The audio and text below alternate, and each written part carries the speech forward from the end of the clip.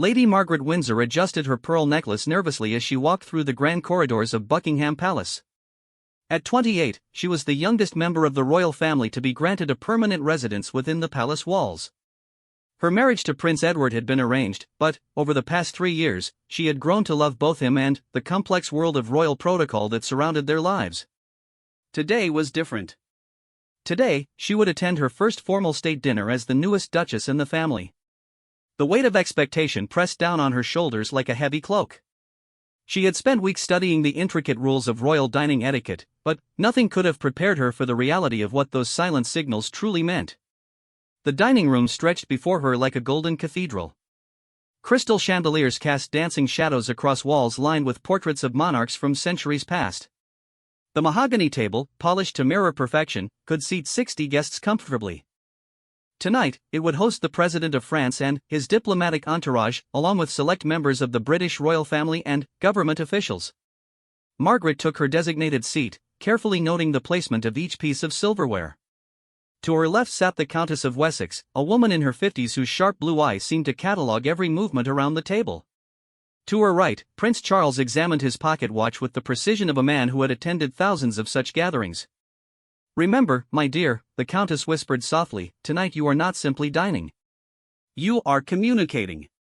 Every gesture speaks volumes to those who understand the language." Margaret nodded, though she was not entirely certain what the older woman meant. She had memorized the basic rules: never finish your meal before the Queen, always follow her lead, keep conversations light and diplomatic. But, as the first course arrived, she began to understand that there was a deeper layer to this ancient ritual. Queen Elizabeth entered the dining room with measured steps, her presence immediately commanding the attention of every person present. She wore a deep blue gown adorned with the diamond diadem, and her expression remained pleasantly neutral as she surveyed the assembled guests. Margaret watched as the Queen took her seat at the head of the table, noting how every other person waited for her subtle nod before sitting down. The first course was served, a delicate consommé with herbs. Margaret picked up her soup spoon and began to eat, but she noticed something curious. The Queen ate slowly, deliberately, taking small spoonfuls and pausing frequently to engage in conversation with the French president seated to her right. Other family members seemed to mirror this pace exactly, though Margaret could not understand why. Prince Edward, seated across from her, caught her eye and smiled warmly. But, when he reached for his water glass, Margaret noticed that he paused mid-motion, glancing almost imperceptibly toward his mother before completing the action. It was so subtle that most guests would never notice, but Margaret was beginning to sense that every movement at this table was choreographed with military precision. As the evening progressed, Margaret began to notice patterns in the behavior around her. When Prince William set down his fork at a particular angle, a footman immediately appeared to refill his wine glass. When Princess Anne dabbed the corner of her mouth with her napkin in a specific manner, the next course was served within moments. These were not coincidences, they were signals as clear as flags on a battlefield. The Countess of Wessex leaned toward Margaret during a brief lull in conversation. "You are observing well, my dear. The dining protocols we follow tonight were established over centuries. They serve multiple purposes beyond mere etiquette." "What do you mean?" Margaret asked quietly, careful to keep her voice low enough that neighboring guests could not overhear. "Watch the Queen's hands," the Countess instructed. "Notice how she positions her utensils when she pauses to speak. See how she touches her jewelry when certain topics arise in conversation." Margaret focused her attention on the monarch, trying to decipher the subtle movements. When the French president mentioned trade agreements, the Queen briefly touched her pearl earring. When he spoke of cultural exchange programs, she adjusted her bracelet. Each gesture seemed random, but Margaret was beginning to suspect they were anything but. The second course arrived, roasted pheasant with seasonal vegetables. Margaret noticed that Prince Charles cut his meat in precise, measured portions, never taking a bite until the Queen had started eating her own portion. Prince William and Kate followed the same pattern, as did Princess Anne and her husband. The synchronization was remarkable, yet it appeared completely natural to casual observation. During the main course, a fascinating conversation developed between the French president and several British officials about international relations. Margaret listened intently, but she also continued to observe the silent language being spoken through gestures and positioning around the table. When the Queen placed her knife and fork parallel to each other on her plate, pointing toward the 4 o'clock position, Margaret noticed that every family member quietly began to conclude their own meals. Not immediately, but, within the next few minutes, plates began to empty around the table. The signal was clear to those who knew how to read it: the meal was drawing to a close. But, there were other signals as well. When Prince Edward touched his tie clip, a particular footman approached to whisper something in his ear. When Princess Anne turned her water glass exactly 1/4 turn clockwise, the lighting in the room suddenly dimmed. These were not random actions, they were a sophisticated communication system that allowed the royal family to manage every aspect of the dining experience without disrupting the flow of conversation. Margaret found herself both fascinated and slightly overwhelmed by the complexity of it all. She had always known that royal life involved extensive protocol, but she had never imagined that something as simple as a dinner could involve such intricate choreography. As the cheese course was presented, Margaret decided to test her growing understanding. She had observed that when family members needed to excuse themselves briefly from the table, they performed a specific sequence of movements. First, they would fold their napkin in half lengthwise. Then, they would place it to the left of their plate at a precise angle. Finally, they would touch their chin briefly while making eye contact with the Queen. Margaret needed to visit the powder room, so she carefully executed the sequence she had observed. To her amazement, the Queen gave an almost imperceptible nod, and Margaret was able to excuse herself gracefully without interrupting the ongoing diplomatic conversation. When she returned to the dining room, Margaret felt as though she had been admitted to an exclusive club. She was beginning to understand that royal dining etiquette was far more than simple good manners. It was a complex language that allowed the family to coordinate, communicate, and maintain control over formal situations without ever breaking character or disrupting their public image. The Countess of Wessex smiled knowingly as Margaret retook her seat. "You learn quickly, my dear. These traditions may seem archaic to some, but they serve important purposes in our modern world." "How did this all develop?" Margaret asked quietly during another conversational lull. "Over centuries of necessity," the Countess replied. "Imagine hosting foreign dignitaries when every word might be reported in newspapers around the world. Imagine managing complex family dynamics while maintaining public unity. These silent signals allow us to navigate delicate situations with grace and precision." As the evening continued, Margaret began to appreciate the genius of the system. When potentially sensitive topics arose in conversation, family members could communicate warnings or guidance to each other through subtle gestures. When logistical issues needed to be addressed, timing, security concerns, guest management solutions could be coordinated without drawing attention. The dessert course brought fresh revelations. Margaret watched as the Queen used her dessert spoon to indicate approval or concern about various aspects of the conversation. A gentle tap on the rim of her dessert plate seemed to encourage Prince Charles to redirect a discussion that was becoming too political. A specific way of holding her wineglass appeared to signal Princess Anne to engage a guest who had been largely ignored in recent conversation exchanges. As the evening drew toward its conclusion, Margaret realized that she had witnessed something far more sophisticated than a simple dinner party. She had observed a masterclass in diplomatic management, family coordination, and public relations, all conducted through a language of gestures that had been refined over generations. The French president seemed thoroughly charmed by his hosts, never suspecting that every aspect of his experience had been carefully orchestrated through silent communication between family members. The conversation had flowed naturally, touching on culture, history, and mutual interests while avoiding potentially problematic topics. The timing had been perfect, with courses arriving precisely when needed and the pace maintained at an ideal level for both dining and diplomacy. When the Queen finally stood to signal the end of the formal dining portion of the evening, Margaret understood that she had been privileged to witness something remarkable. This was not simply a meal, it was a performance of the highest order, executed with precision that would make professional actors envious. As guests began to move toward the adjacent salon for coffee and liqueurs, Margaret felt a new appreciation for the complexity of royal life. Every public appearance involved similar levels of coordination and control. Every formal occasion required this kind of careful management to ensure success. Prince Edward approached her as they walked toward the salon. "How was your first state dinner, my love?" he asked with genuine concern in his voice. "Educational," Margaret replied thoughtfully. "I had no idea that so much communication was happening beyond the spoken conversation." Edward smiled. "You were very observant tonight. Mother noticed that you picked up on several signals quite quickly." That is not always the case with new family members. Margaret felt a surge of pride at this praise, but also a growing awareness of the responsibility that came with her position. She was not just a duchess, she was part of a team that worked together to represent their nation on the world stage. Every future dinner would be both a social occasion and a professional performance. As they entered the salon, Margaret caught the Queen's eye across the room. The monarch smiled warmly and gave a subtle nod of approval. In that moment, Margaret understood that she had passed an important test. She was beginning to master the silent language of royal dining, and, with it, she was earning her place within this extraordinary family. The evening concluded with coffee, conversation, and musical entertainment, but Margaret's mind was already racing ahead to future occasions. She had so much more to learn about the intricate signals and protocols that governed royal life. Tonight had been just the beginning of her education in a language that had no dictionary but carried centuries of tradition and meaning. As she prepared for bed that night, Margaret reflected on the evening's revelations.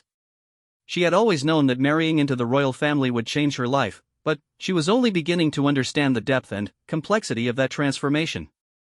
Every meal would now carry significance beyond nutrition. Every gesture would communicate meaning beyond its surface appearance.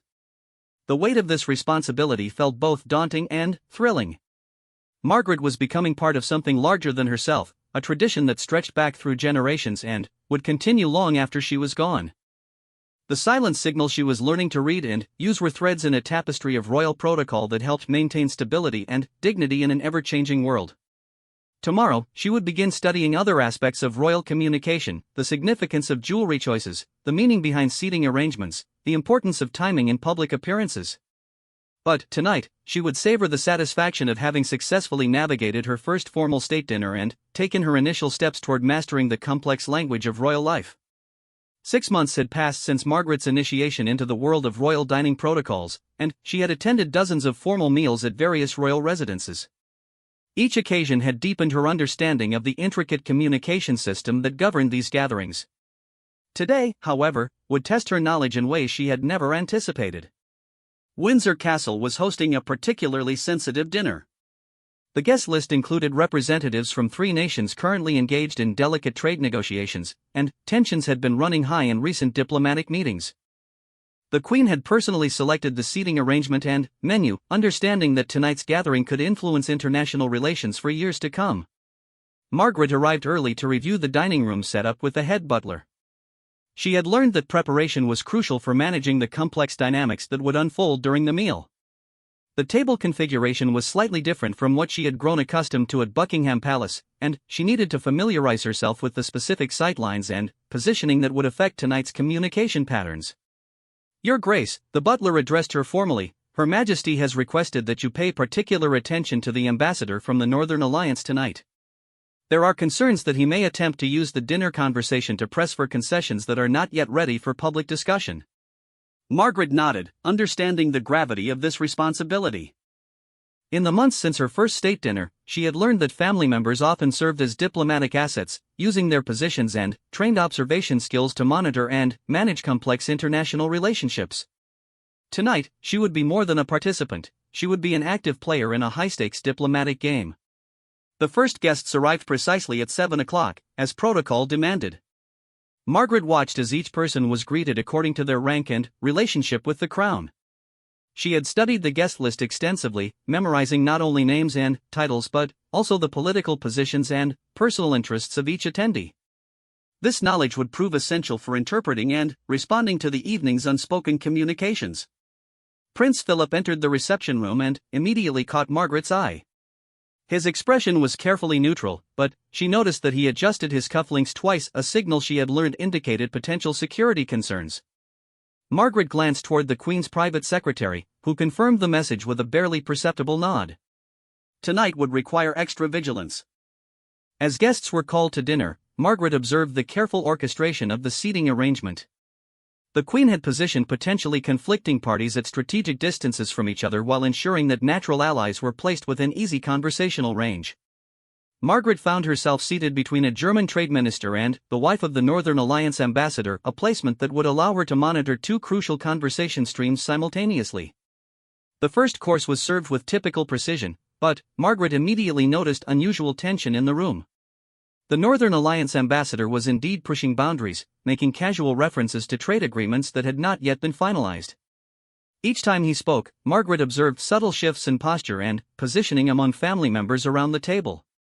When the ambassador mentioned specific contract terms that were supposed to remain confidential, Prince Charles responded with a signal Margaret had never seen before. He placed his hand flat on the table for exactly 3 seconds, then moved it to rest on his knee. Within moments, the Queen smoothly redirected the conversation toward cultural topics, effectively shutting down the ambassador's inappropriate line of discussion. Margaret was impressed by the speed and effectiveness of this intervention.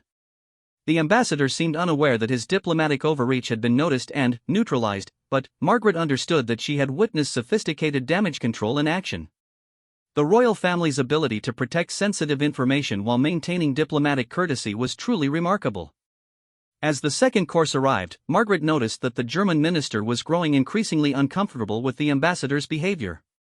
The man kept glancing toward his hosts with expressions that clearly conveyed embarrassment about his table companion's conduct. Margaret realized that this situation presented an opportunity to strengthen relations with Germany while isolating the problematic ambassador. Following protocol she had observed but never implemented herself, Margaret began engaging the German minister in conversation about topics she knew would interest him. She had learned that he was an art collector with particular expertise in Renaissance paintings, so she steered their discussion toward the magnificent artwork that adorned Windsor Castle's walls. As they talked, Margaret noticed that her conversation was drawing positive attention from other family members. The Queen smiled approvingly when the German minister expressed genuine admiration for the castle's collection. Prince William joined their discussion, adding insights about recent conservation efforts that clearly impressed their German guest. Meanwhile, the Northern Alliance ambassador found himself increasingly isolated as other guests gravitated toward more pleasant conversation topics. Margaret watched as this social positioning was achieved through careful coordination between family members, each playing their part in a subtle but effective diplomatic strategy. During the main course, Margaret observed new layers of the royal communication system. When sensitive topics arose naturally in conversation, family members used specific utensil positions to indicate their comfort level with continuing those discussions. A knife placed parallel to the plate edge meant proceed cautiously. Crossed utensils meant change topics immediately. Utensils positioned at precise angles indicated various levels of concern or approval. The sophistication of this system amazed Margaret.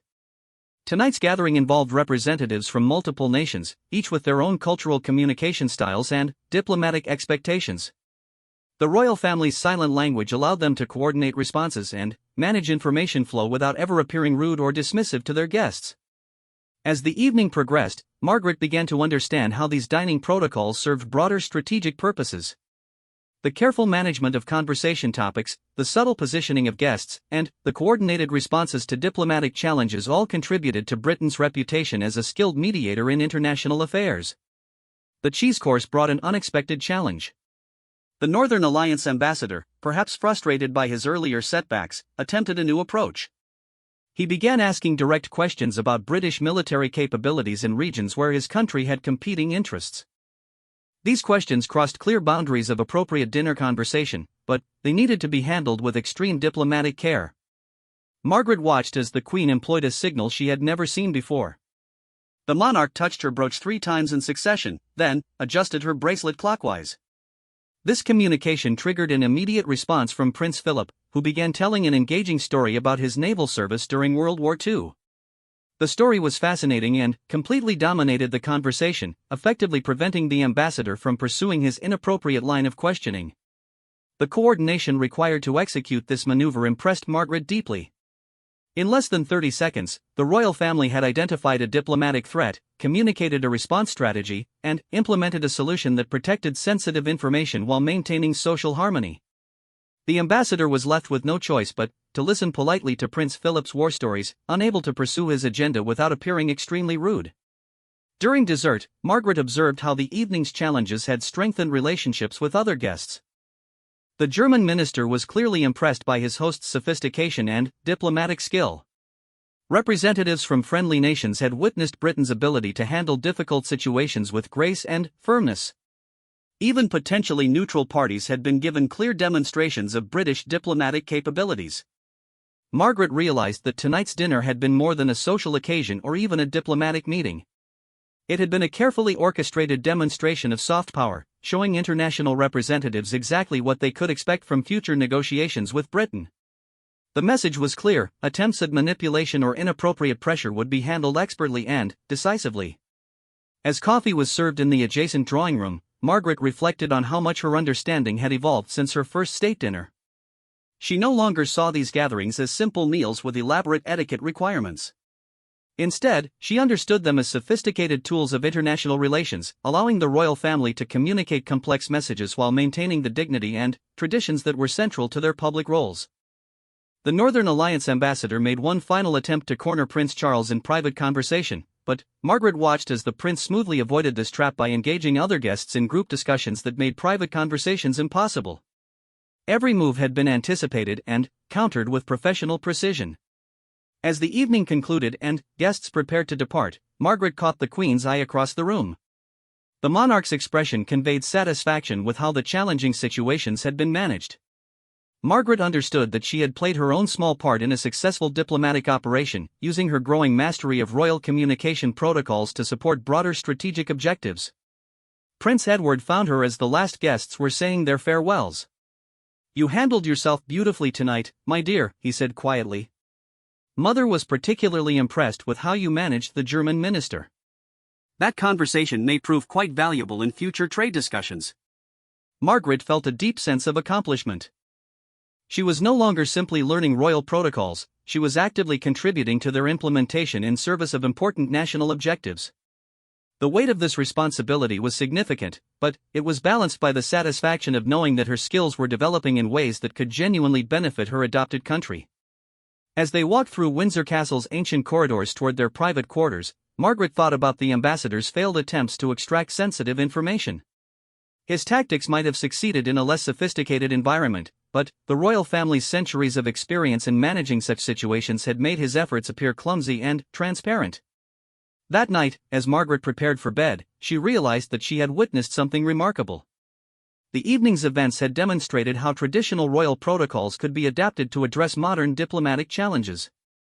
The ancient language of gesture and positioning had been used to protect contemporary national interests while maintaining the courtesy and dignity that were essential to successful international relations. Margaret's education in royal dining protocols was advancing rapidly, but tonight had taught her that mastery of these skills carried significant responsibilities. She was becoming part of a team that worked tirelessly to represent British interests on the world stage, using every tool at their disposal to advance diplomatic objectives while upholding the highest standards of conduct and courtesy. The following morning would bring new challenges and opportunities to apply these lessons, but, for now, Margaret savored the knowledge that she had successfully navigated one of the most complex diplomatic dinners of her royal career. Her growing expertise in the silent language of royal communication was becoming a genuine asset in service of her country's international relationships. 2 years had transformed Margaret from a nervous newcomer into a confident interpreter of royal dining protocols. She had mastered the basic signals and was now learning the most advanced aspects of the communication system. Today would test every skill she had developed, as the royal family faced a crisis that threatened to become an international scandal. The emergency had erupted just hours before a crucial dinner honoring the visiting Prime Minister of Australia. Leaked documents suggested that a member of the royal family had made inappropriate financial investments in companies that violated international sanctions. The story had not yet broken in the media, but intelligence sources warned that several journalists were investigating the allegations. Margaret hurried through Buckingham Palace toward an urgent family meeting. The Queen's private secretary had summoned all senior family members to discuss how the evening's dinner could be used to assess the situation and coordinate their response. This would be Margaret's first experience with crisis management at the highest levels of royal protocol. The meeting took place in the Queen's private study, a room that few outsiders ever entered. Present were the Queen, Prince Charles, Prince William, Princess Anne, and Prince Edward. The atmosphere was tense but controlled, reflecting decades of experience in managing royal crises. "The allegations are completely false," Prince Charles stated firmly. "But we must assume that tonight's guests may have heard rumors. Our response during dinner will be crucial for shaping the narrative before it reaches the public." The Queen nodded gravely. "We will use every signal at our disposal to assess what our guests know and to coordinate our family's response. Margaret, you have shown exceptional skill in reading diplomatic undercurrents. Tonight, we need you to monitor the Australian delegation particularly closely. Margaret felt the weight of this responsibility. She had learned that crisis management was one of the most important applications of royal dining protocols. The ability to communicate privately while maintaining public composure could mean the difference between a minor controversy and a major international incident. What specific signals should I watch for? Margaret asked, understanding that tonight's communication requirements would be far more complex than usual diplomatic coordination. Princess Anne answered with characteristic directness. Any indication that the Australians are treating this dinner differently than they would under normal circumstances. Changes in their conversation patterns, unusual questions about family business, attempts to steer discussions toward financial topics. The family spent the next hour reviewing emergency protocols that Margaret had never seen before. There were signals for requesting immediate private consultation, codes for indicating various levels of crisis severity, and complex coordination patterns for managing information while under hostile scrutiny. Margaret learned that the royal family had developed these advanced protocols through centuries of political upheavals, scandals, and international crises. Every major challenge had contributed to the refinement of their communication systems, creating a sophisticated toolkit for protecting the monarchy's reputation and effectiveness. As preparation time ended and guests began arriving, Margaret felt the familiar pre-dinner tension amplified by the evening's special circumstances.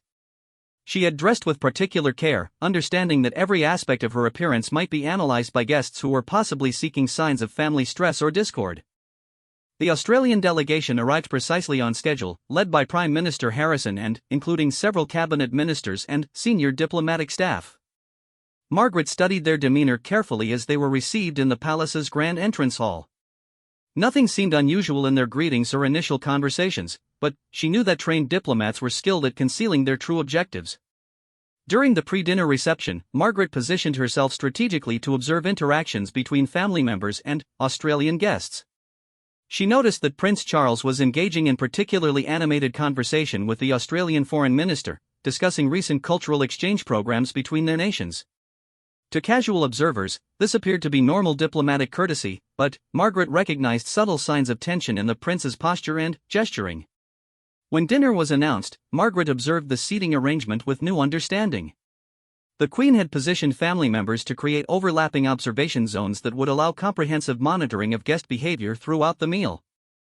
Margaret found herself seated where she could watch three key Australian officials while maintaining clear sightlines to family members who might need to communicate urgent information. The first course began with seemingly normal conversation about Australian wine exports and British agricultural products. However, Margaret noticed that the Australian Trade Minister kept steering discussions toward banking regulations and international investment oversight. These topics were not inappropriate, but their persistence suggested a deliberate agenda that might be related to the morning's intelligence warnings. Prince William responded to this pattern with a signal Margaret had learned to recognize. He touched his watch twice, then adjusted his tie. This communication alerted other family members to pay special attention to financial topics and to be prepared to redirect conversations if necessary. As the second course was served, Margaret observed something troubling. The Australian Foreign Minister was asking increasingly specific questions about the royal family's charitable foundations and their international funding sources. These inquiries went beyond normal diplomatic curiosity and suggested that the Australians might indeed be fishing for information related to the leaked documents. Margaret needed to alert the Queen to this development, but she had to do so without arousing Australian suspicions.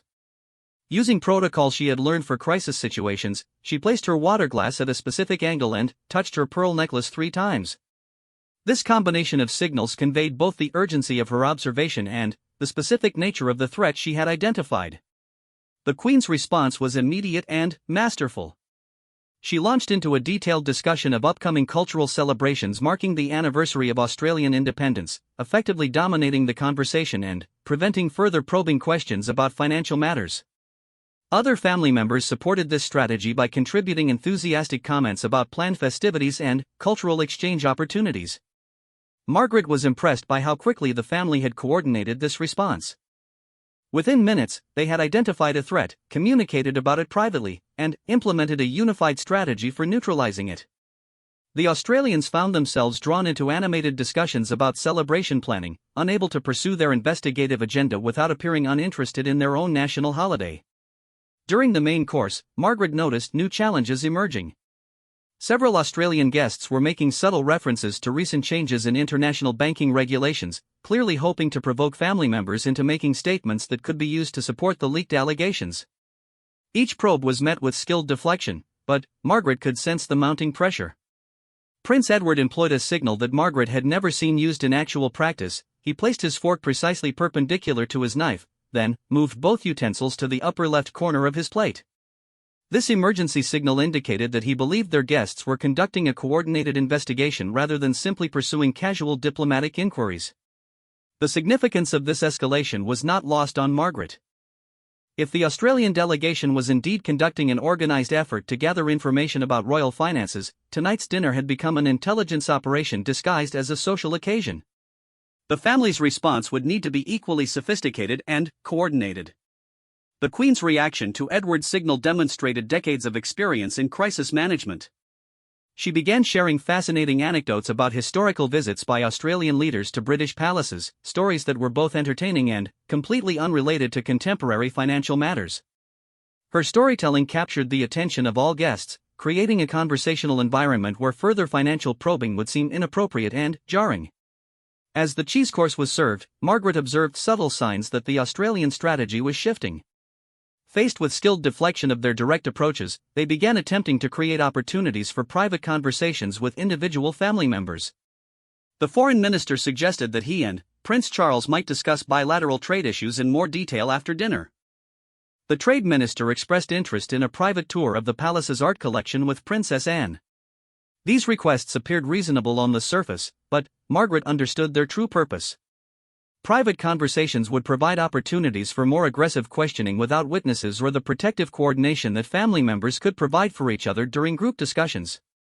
Margaret watched as the Queen employed another advanced protocol to address this new threat. She adjusted her bracelet in a specific pattern that signaled all family members to avoid private conversations with guests tonight. Instead, they would maintain group discussions throughout the evening, ensuring that no one could be isolated and subjected to hostile questioning. The implementation of this strategy required considerable skill. Each family member needed to graciously decline private conversation requests while appearing eager to continue socializing in group settings. Prince Charles expressed enthusiasm for discussing trade issues with the entire Australian delegation present, so that all representatives could contribute their expertise. Princess Anne suggested that art collection tours were always more enjoyable when shared with multiple guests who could offer diverse perspectives. By dessert, Margaret could see that the Australian investigation efforts had been completely neutralized. The family's coordinated response had prevented any private interrogation opportunities while maintaining perfect diplomatic courtesy. The evening's conversations had been steered toward topics that showcased positive British-Australian relationships while avoiding any subjects that could be used to support the leaked allegations. Margaret realized that she had witnessed a masterclass in defensive diplomacy. The royal family's silent communication system had allowed them to identify, analyze, and counter a sophisticated intelligence operation without ever appearing suspicious or uncooperative. Their centuries of experience in managing political challenges had proven invaluable in addressing a thoroughly modern crisis. As coffee was served in the drawing room, Margaret observed the aftermath of the evening's careful orchestration. The Australian guests appeared frustrated by their inability to gather useful information, but they could not complain about their treatment without revealing their true objectives. They had been outmaneuvered by opponents with superior training and experience in diplomatic chess games. The Queen approached Margaret during the coffee service. "Your observations tonight were extremely valuable, my dear.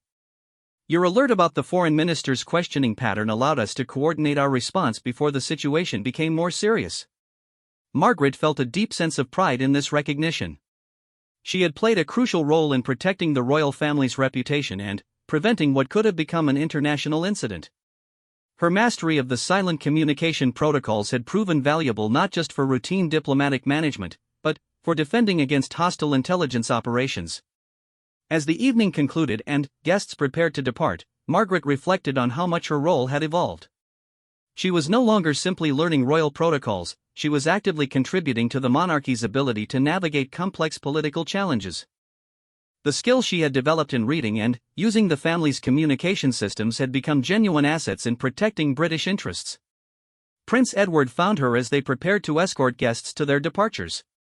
Tonight was a perfect example of why these traditions remain relevant in our modern world, he observed.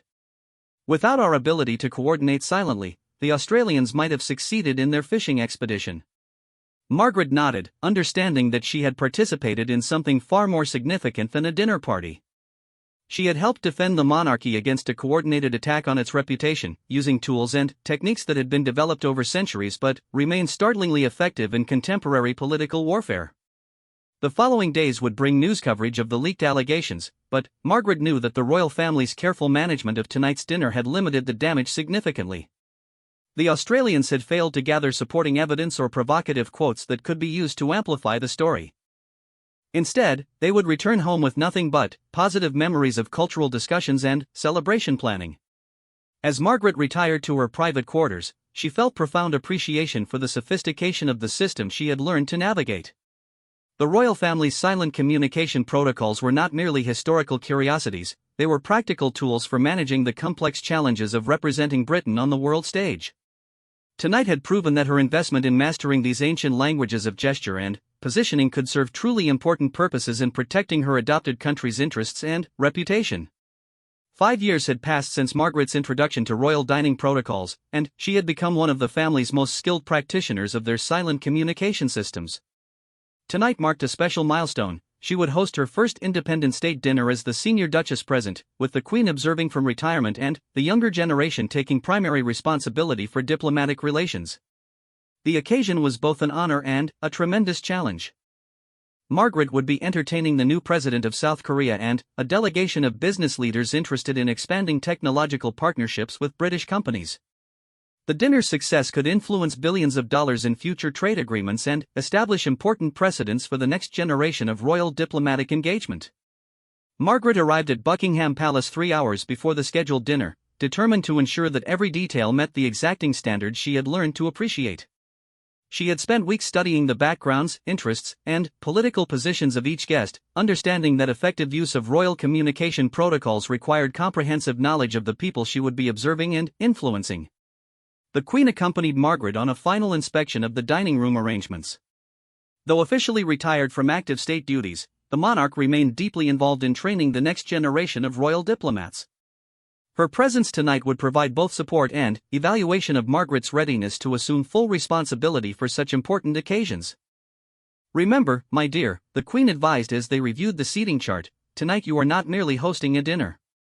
You are demonstrating that the monarchy remains capable of adapting to modern challenges while preserving the traditions that give us our unique effectiveness in international relations." Margaret understood the weight of this responsibility.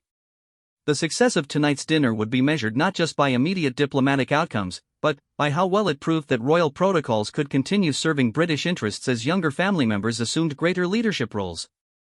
Prince William and Catherine would be Margaret's primary partners tonight, with Prince Edward and Princess Anne providing strategic support. This represented a new generation of royal diplomacy, with Margaret serving as the bridge between decades of accumulated wisdom and the fresh perspectives needed for contemporary challenges. The Korean delegation arrived with punctuality that impressed Margaret even by royal standards.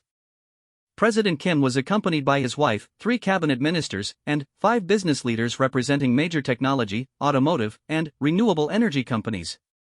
Margaret had learned that Korean culture placed tremendous emphasis on respect, hierarchy, and subtle communication, characteristics that align well with royal dining protocols. As guests were received in the staterooms before dinner, Margaret immediately noticed the Koreans' careful attention to protocol and positioning. They observed the formal introductions with obvious appreciation for the ceremony involved, and Margaret sensed that her family's reputation for sophisticated diplomatic traditions was creating positive impressions from the first moments of the evening. During pre-dinner conversations, Margaret employed techniques she had perfected over years of practice. She positioned herself to maintain visual contact with all family members while engaging Korean guests in discussions about topics she knew would interest them. Her preparation had revealed that President Kim was particularly fascinated by British constitutional history, while several business leaders were eager to discuss renewable energy innovations. When dinner was announced, Margaret felt the familiar surge of focus that came with transitioning into active diplomatic mode.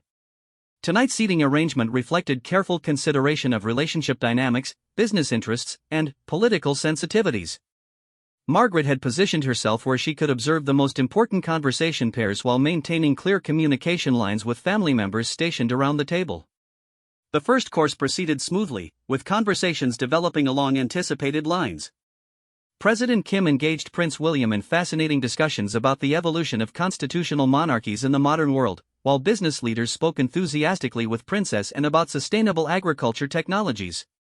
Margaret monitored these exchanges while conducting her own conversation with the Korean First Lady about cultural preservation in rapidly changing societies.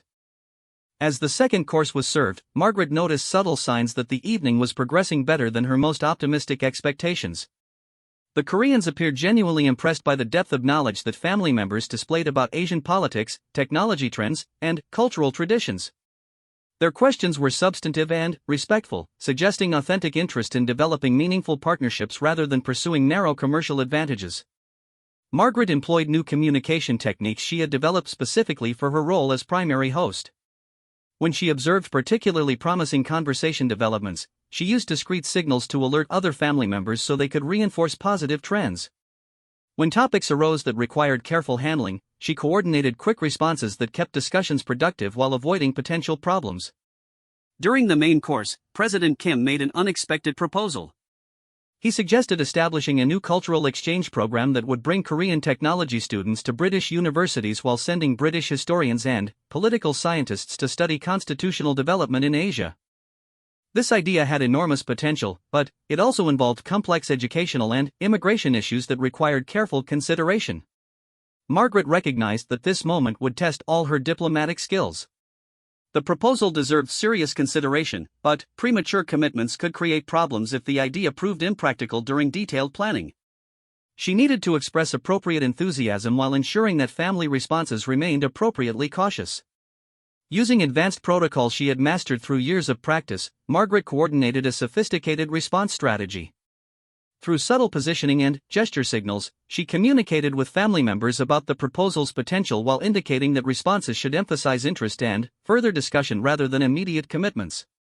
Prince William's response demonstrated perfect understanding of Margaret's guidance.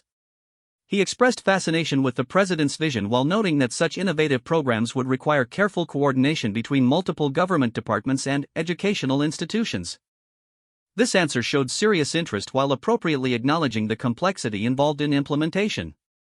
Margaret felt satisfaction in how smoothly this coordination had been achieved. The family's silent communication system had allowed them to develop and implement a unified response strategy within minutes, ensuring that their Korean guests received encouraging but appropriately measured reactions to their important proposal.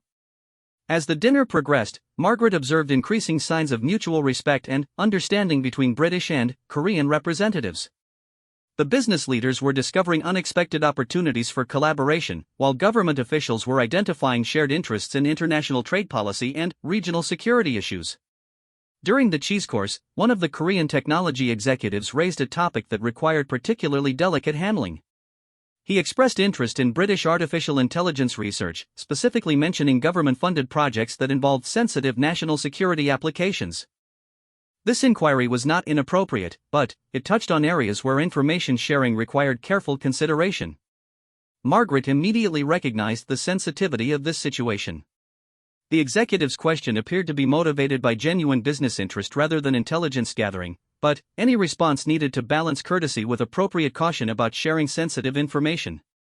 Through discreet signal coordination with Prince Edward, Margaret ensured that the response acknowledged Korean technological expertise while redirecting the conversation toward collaborative opportunities in non-sensitive research areas.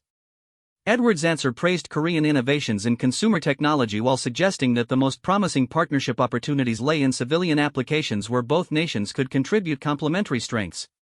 Margaret was pleased by how naturally this sensitive topic had been managed. The Korean executive appeared satisfied with the response and immediately began discussing specific areas where collaborative research might benefit both nations' commercial technology sectors. As dessert was served, Margaret realized that tonight's dinner had achieved something remarkable. Beyond the immediate diplomatic and commercial successes, it had demonstrated that royal dining protocols could be successfully adapted to address contemporary international relations challenges. The silent communication system that had served the monarchy for centuries remained highly effective for managing modern diplomatic complexities. The Korean delegation's response to the evening confirmed Margaret's assessment. President Kim expressed genuine appreciation for the sophistication of his host's approach to international partnership discussions. He noted that the dinner had provided opportunities for substantive conversations that would have been difficult to achieve in more formal diplomatic settings. During coffee service in the adjacent drawing room, Margaret had the opportunity to assess the evening's overall outcomes. Multiple promising business partnerships had been identified, cultural exchange possibilities had been explored, and important political relationships had been strengthened. Most significantly, the dinner had established precedents for how younger generation royals could effectively manage high-stakes diplomatic occasions. The Queen approached Margaret as the evening was concluding. "Tonight has been a remarkable success, my dear. You have demonstrated complete mastery of our communication protocols while adapting them effectively to address contemporary challenges. I am confident that the monarchy's diplomatic effectiveness will be well preserved in your capable hands." This recognition from the Queen represented the culmination of Margaret's years of learning and practice. She had progressed from nervous newcomer to accomplished diplomatic practitioner, capable of managing complex international relationships while upholding the traditions that gave the monarchy its unique effectiveness in world affairs. As the Korean delegation prepared for departure, President Kim personally thanked Margaret for the evening's hospitality. He expressed hope that future dinners would provide opportunities to develop the partnerships and cultural exchanges they had discussed. His comments confirmed that tonight's success would lead to continued diplomatic and commercial engagement between their nations. Prince William joined Margaret as they escorted guests to their vehicles. "Tonight was exceptional," he observed. "You managed every aspect beautifully, and the results speak for themselves." The Koreans clearly left with very positive impressions that will benefit our future relationships. Margaret felt profound satisfaction in this acknowledgement. She had successfully hosted her first independent state dinner, demonstrating that years of learning royal communication protocols had prepared her for the highest levels of diplomatic responsibility. The evening's success proved that these ancient traditions remained valuable tools for advancing contemporary British interests. As Margaret prepared to leave Buckingham Palace that night, she reflected on her remarkable journey from confused newcomer to confident practitioner of royal diplomatic arts. The silent language of gestures and positioning that had once seemed impossibly complex now felt as natural as spoken conversation. She had mastered not just the technical aspects of royal communication, but also the strategic thinking required to use these tools effectively in service of important national objectives. The following morning would bring detailed debriefings about the evening's outcomes and planning for follow-up meetings to develop the partnerships that had been explored during dinner. But tonight, Margaret savored the knowledge that she had successfully carried forward traditions that stretched back centuries while adapting them to address the challenges and opportunities of the modern world. Her transformation from nervous duchess to accomplished royal diplomat represented more than personal achievement. It demonstrated that the monarchy's unique approach to international relations could continue serving British interests as long as new generations remained committed to mastering and preserving the sophisticated communication systems that made royal diplomacy so remarkably effective. Margaret understood that tonight marked not an ending but a beginning. She was now qualified to train future generations in the art she had mastered, ensuring that the silent language of royal dining would continue serving the crown and country for decades to come. The weight of this responsibility felt both humbling and inspiring as she contemplated the important role she would play in preserving and adapting these invaluable diplomatic traditions.